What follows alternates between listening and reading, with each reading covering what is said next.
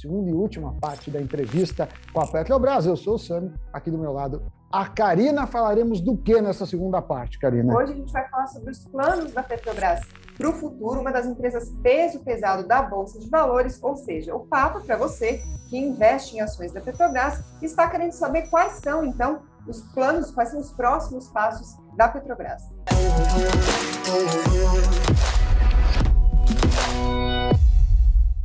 E para falar disso, a gente está com Rodrigo Araújo Alves, diretor executivo financeiro e de relacionamento com investidores da empresa, e também Cláudio Mastella, diretor de comercialização e logística. Sejam muito bem-vindos mais uma vez. Obrigada por mais essa participação. Obrigado, Karina. Obrigado, Sami. Um prazer sempre estar aqui com vocês e podendo passar um pouco da visão da Petrobras. Obrigado a vocês. A gente sabe que uma indústria como a Petrobras demanda muito capital, né? Muitos investimentos. A gente teve aí no passado investimentos que foram muito ruins da Petrobras, até todo o processo da Lava Jato, mas de um tempo para cá a Petrobras tem sido mais técnica, né? Mais enxuta, também se desfez de ativos que não vinham como estratégicos. Agora eu pergunto, daqui para frente, existe um plano de ampliação da Petrobras? E se sim, vão diversificar em áreas correlacionadas aos negócios ou será mais intensivo nos negócios que a Petrobras já possui? Não, ótima pergunta, Sami. Acho que a Petrobras ela passou por um movimento fundamental de revisão do seu portfólio e de adequação da sua estrutura de capital, né? A gente chegou no ápice a ter uma dívida de mais de 160 bilhões de dólares e nos últimos 5, 6 anos foram mais de 100 bilhões de dólares em pagamento de dívida, ou seja, a gente teve um processo bastante importante de desalavancagem, atingimos a nossa meta de 60 bilhões de dólares de dívida bruta no terceiro trimestre de 2021, mas eu acho que toda essa lição aprendida, todo esse movimento que a gente passou, ele se reflete um pouco na capa do nosso atual plano estratégico. O nosso plano estratégico 2022-2026, ele tem um mote investimento com responsabilidade. E é o que a gente tem feito e que vai fazer sempre no futuro. Por mais que as perspectivas de preço de petróleo estejam no curto prazo mais favoráveis, a gente sabe que é uma indústria que os nossos investimentos são de longo prazo de maturação.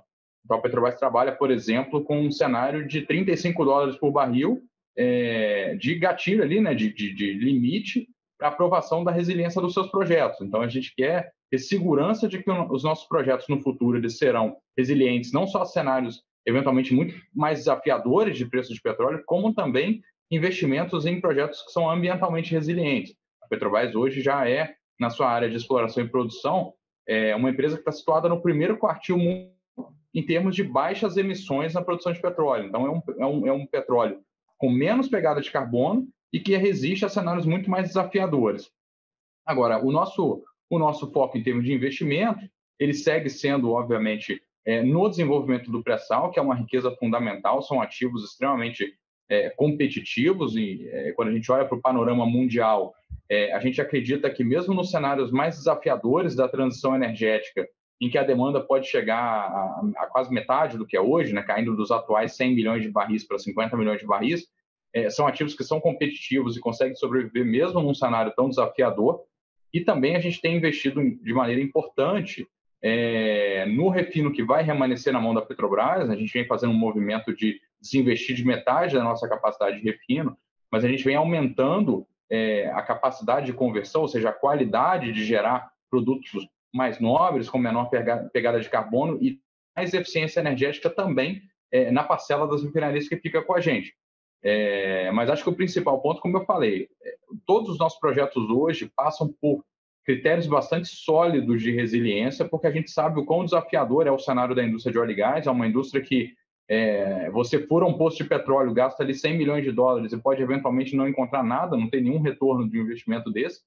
Então, a gente precisa ser bastante cauteloso na tomada de decisão e ter um processo de tomada de decisão de investimento bastante robusto, e é o que a gente tem hoje. Agora, falando um pouco dos números que foram divulgados recentemente no plano de negócios que a Petrobras divulgou, a gente, inclusive, gostaria de começar falando um pouquinho especificamente sobre esses números, que é o seguinte: um dos dados que mais chamou a atenção é justamente a previsão de investimentos da empresa para os próximos anos, que aumentou bastante, né? Vamos lembrar, no plano do ano passado, quando ninguém sabia direito o tamanho do estrago que a pandemia estava para fazer na economia, a Petrobras cortou em 27% o valor que a empresa planejava investir entre 2021 e 2025. E aí, nesse ano, aumentou 24%. Vão ser 68 bilhões de dólares investidos entre 2022 e 2026. Ao mesmo tempo, a Petrobras cortou um pouco a estimativa de produção para 2022, mas a ideia é que vai aumentando nos anos seguintes, né, Sami? Esse aumento parece um certo otimismo da Petrobras sobre a demanda de petróleo para o futuro. É isso mesmo, né? Estamos perguntando porque a gente tem visto muitos países com dificuldade de engatar uma recuperação mais consistente na economia, inclusive o Brasil, né? A gente viu aí uns números, tanto do PIB para esse ano, mas principalmente para o ano que vem, que não são tão animadores. Na verdade, Sami, como eu tinha comentado mais cedo, se a gente pensar hoje, a Petrobras representa cerca de 3% da produção mundial de petróleo. E as nossas decisões de investimento, elas são pautadas em cenários muito mais desafiadores do que o cenário que a gente está vendo agora, né? A gente não olha para um preço de petróleo de $70 o barril e acredita que isso vai se manter a longo prazo. Na verdade, a gente olha para $35 como um valor que a gente chama de resiliência no longo prazo. E isso faz com que os nossos investimentos eles sejam posicionados na parte baixa da curva de custos mundial e que nos permite, por exemplo, se num eventual cenário futuro houver uma redução de demanda, a gente aumente o nosso percentual da produção mundial, deslocando outros países, outros petróleos, outras empresas que tenham um portfólio menos competitivo que o nosso. Seja um portfólio que faz petróleo com nível maior de emissão do que o nosso, e a gente hoje está no primeiro quartil em termos de baixas emissões, seja um petróleo que tem custos de produção ou riscos mais altos que o nosso, que também acaba sendo um desafio. Então, a gente acredita que consegue cumprir plenamente o que está proposto no plano, e mesmo num cenário mais desafiador de demanda, a gente acredita que a gente consegue colocar o nosso portfólio com qualidade, mesmo num cenário em que a demanda global seja inferior à demanda atual. Eu acho que vale adicionar, né, que nosso perfil de produção, a qualidade do nosso petróleo produzido hoje, especialmente do pré-sal, está muito em linha com as necessidades mais rigorosas especialmente de poluentes, no caso de enxofre, né, do mercado mundial. Eles são óleos muito disputados no mercado hoje, tá? E tendem a ser disputados ainda na frente. Por conta disso, a gente tem hoje, através dos nossos escritórios no exterior, né, um monitoramento permanente dos diversos refinadores no mundo e dos interesses desses refinadores pelos nossos petróleos, que é bastante intenso e a gente entende que continuará sendo. Juntando isso, né, com um perfil de baixa emissão na produção de petróleo, como o Rodrigo colocou, a gente entende que a gente é competitivo mesmo lá na frente. Agora, Rodrigo, Cláudio, a gente fez uma pergunta para vocês sobre demanda de combustíveis versus recuperação da economia, só que tem uma outra pergunta que vai nessa mesma linha, só que meio que no sentido contrário, porque a gente tem, sim, sentido as dificuldades de retomada da economia, mas a demanda por combustíveis está aumentando, como vocês mesmos colocaram. Tanto que a própria Petrobras, recentemente, emitiu um comunicado dizendo que não conseguiria atender toda a demanda em novembro. A gente viu no plano de negócios que a empresa prevê mais de 80% de tudo que ela for investir nos próximos anos vai ser em exploração e também em produção. Já não é de hoje que a gente tem visto que a Petrobras está focando nisso, enquanto seguem as vendas de refinarias. Em um cenário em que aparentemente não falta petróleo, e sim refino, ou seja, a gente produz o óleo bruto, mas não refina o suficiente para transformar isso em toda a gasolina que a gente precisa, sem ter que comprar de fora, como a Petrobras vê o mercado do Brasil nos próximos anos. A gente corre o risco de ter desabastecimento em algum momento, e por quê? Bom, acho a pergunta bem interessante, ela traz à tona algumas questões, né? Uma delas, né, logo que você comentou, quando a Petrobras recentemente, em novembro, né, não aceitou a totalidade de pedidos que foram recebidos, né, pelos diversos consumidores aqui no Brasil. Na verdade, o que a Petrobras fez foi aceitar os pedidos no mesmo nível, praticamente, que vinha aceitando nos últimos anos. O que aconteceu foi que, basicamente, diversos atores, né, fizeram a opção de comprar da Petrobras ao invés de comprar de importadores naquele momento específico. Tá? E a Petrobras, basicamente, ofertou ao mercado o produto que ela tinha condições de ofertar em condições seguras, seja via refino, seja via importação. Então, nada em relação ao cenário anterior. Tá? Existe até uma regra acordada com a ANP, tá? do nível de compromisso, né, que a gente tem, é mínimo de aceitar com relação a pedidos para o mês seguinte, tem a ver com a média dos últimos meses, né, de pedidos daquele específico cliente. Então, isso foi atendido. Então, é muito tranquilo o que aconteceu em novembro, o que está acontecendo em dezembro agora. Com relação a risco de abastecimento, eu não vejo muito essa possibilidade, desde que, né, a gente continue com o mercado brasileiro praticando preços em equilíbrio com o mercado internacional. Tá? Isso é a garantia básica de que não falta produto, sempre vai ter atores interessados em atender clientes. Isso vale para gasolina, vale para diesel, vale para qualquer produto no Brasil, na verdade. Quando você não tem preços artificiais, o que acontece é que o mercado se regula e não falta produto. São a ampliação de parque de refino. A Petrobras fez uma escolha recentemente de focar o seu portfólio, né, num subconjunto de refinarias, o que não impede absolutamente de outros refinadores investirem em refinarias, se acharem interessante, novamente, se as condições de preço, de mercado, né, de ambiente econômico se mostrarem interessantes, isso pode acontecer por diversos atores, o que já está aberto para acontecer há muitos anos. Adicionalmente, né, a Petrobras incluiu nesse nosso plano estratégico algumas ampliações de capacidade, tá, significativas na RNEST, em outras refinarias, seja em qualidade, seja em quantidade, né, nas refinarias que a gente tem hoje sob nossa gestão. E acho que, Karina, só complementando, o próprio movimento que a Petrobras tem feito de contribuir para uma abertura maior do mercado brasileiro, atraindo novos investidores, né, que têm adquirido algumas das refinarias da Petrobras, isso gera um movimento natural de novos investimentos, como aconteceu na área de exploração e produção. Né, cada vez mais atores entrando e é natural, mais investidores, mais investimentos. E eu diria que a entrada... desculpa te cortar, por favor, a entrada de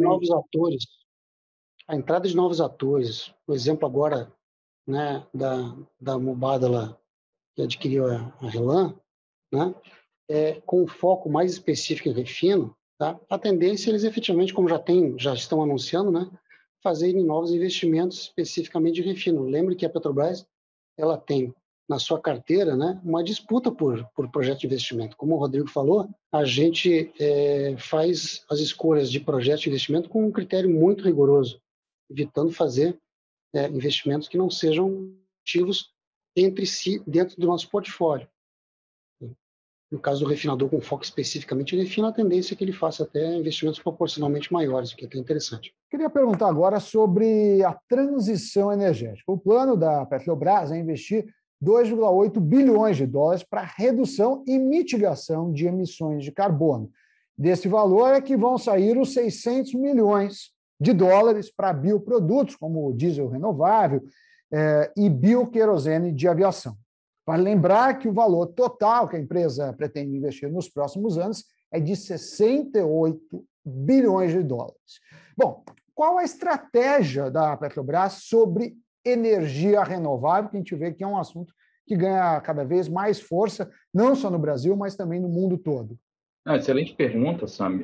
Como eu tinha comentado mais cedo, a Petrobras hoje ela tem um portfólio de ativos que são competitivos, mesmo num cenário em que a demanda mundial venha pela metade do que é hoje, né? Que é um dos cenários que a Agência Internacional de Energia desenha, que a gente teria uma demanda de 50 milhões de barris por dia contra uma demanda mundial hoje de 100 milhões. Isso nos permite ter ativos que são competitivos e que sobrevivem mesmo nesse cenário, mas, por outro lado, não nos tira a responsabilidade de fazer investimentos relevantes na descarbonização das nossas operações e na redução da pegada de carbono dos nossos produtos. Quando a gente pensa, por exemplo, de 2009 para cá, na parte de exploração e produção, a Petrobras reduziu em praticamente 50% a intensidade de emissão de carbono nas suas operações de exploração e produção. Isso nos coloca no primeiro quartil mundial e a gente segue nos desafiando cada vez mais para que a gente esteja ainda melhor posicionado. Por exemplo, os campos de Búzios e Tupi, que são campos famosos aqui no Brasil, campos de grande produtividade, a emissão deles em termos de quilograma de CO2 por barril produzido é de cerca de 10, contra uma média do portfólio de 15, 16. Então, assim, a gente ainda tem um movimento de portfólio importante que ainda vai trazer uma melhoria ainda da eficiência energética da companhia. Nos nossos investimentos na transição, A Petrobras é uma empresa bastante pioneira em termos de tecnologia, né? Então, dentro desses 1,8 bilhões,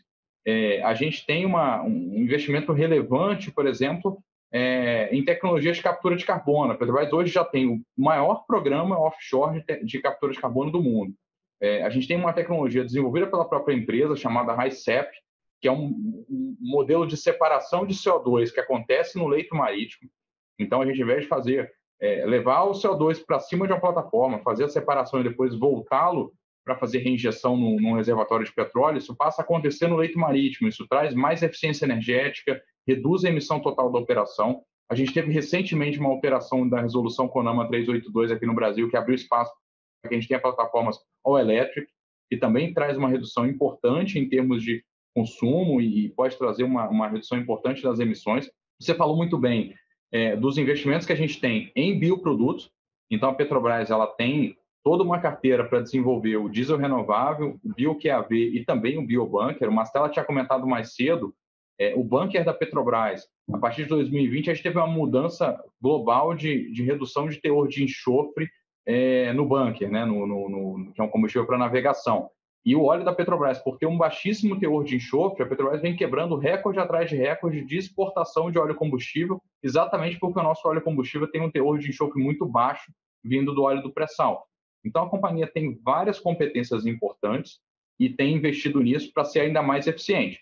Uma outra coisa nova que a gente trouxe nesse último planejamento estratégico, e aí não tem um investimento associado ainda, não tem um CAPEX associado, mas tem o desenho de governança para que a gente avalie essas novas oportunidades de negócio que estão surgindo. A Petrobras teve um histórico de investimento em renováveis no passado que não foi bem sucedido. Os investimentos que foram feitos não trouxeram retorno. Então, a gente tem toda uma cautela para que os investimentos que eventualmente sejam feitos no futuro sejam mais resilientes do que os que foram no passado. E a gente tem um conjunto de competências que a gente entende que potencialmente é onde a gente tem mais vantagem competitiva. Estou falando de engenharia complexa, projetos de larga escala, projetos de alta tecnologia, que são competências que a Petrobras vem sendo constantemente reconhecida no cenário mundial por ser uma empresa que inova e desenvolve alta tecnologia o tempo inteiro. Então, esse é um pouco do perfil de projetos que a gente olha para o futuro e, eventualmente, trará novos investimentos aí à medida que esses estudos avancem.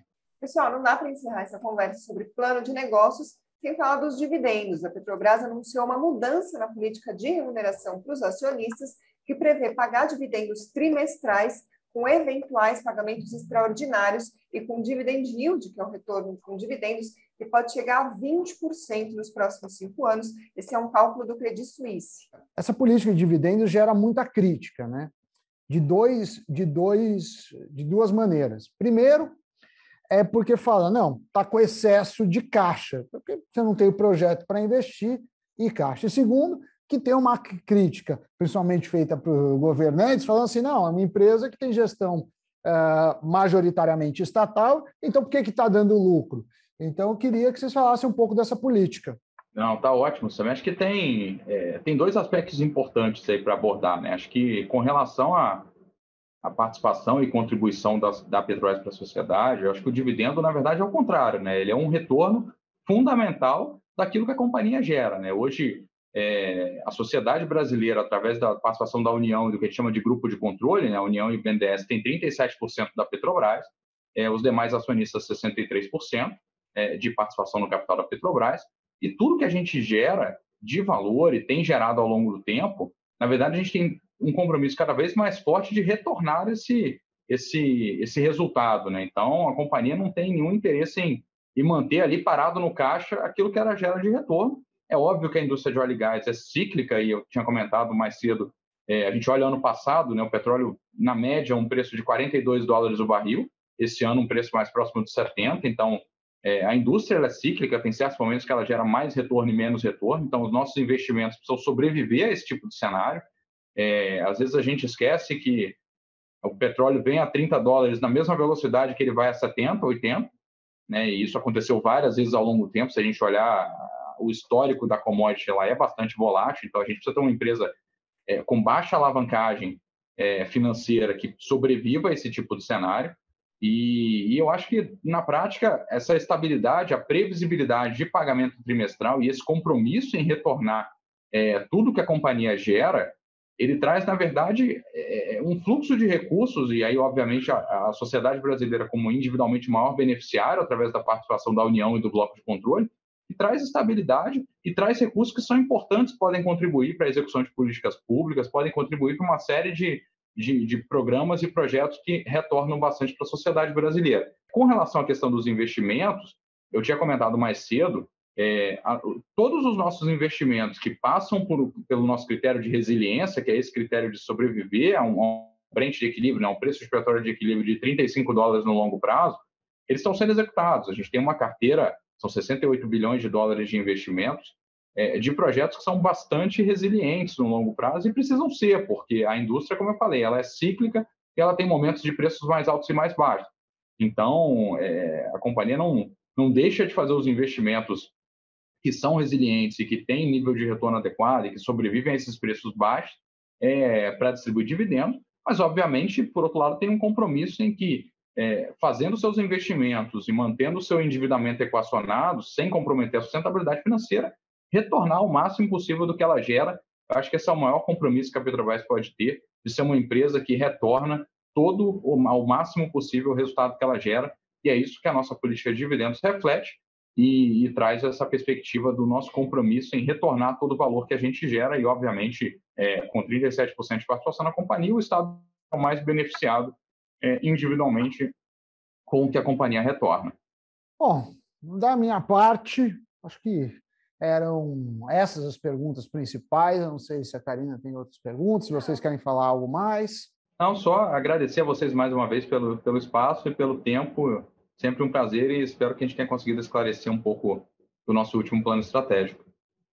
Muito obrigado. Né, Da mesma forma, agradeço pelo espaço que vocês deram aí. Eu acho que é muito importante a gente ouvir, na verdade, né, os questionamentos de vocês. São super válidos, né, e, na verdade, enriquecem a nossa capacidade de explicar também, o que acho que é muito importante. Né? A gente está num papel muito importante aqui de explicar o que tem que ser explicado. Super importante. Obrigado a vocês. O espaço está sempre aberto, voltem sempre para a gente falar sobre outros assuntos também envolvendo a Petrobras. Por hoje a gente fica por aqui, né, Sami? Karina, obrigado pela parceria. A vocês, obrigado pelo tempo, pelas informações e, principalmente, aos nossos espectadores, ouvintes, obrigado pela companhia. Até a próxima. Fiquem ligados no Invest News. Tchau, tchau. Tchau, pessoal.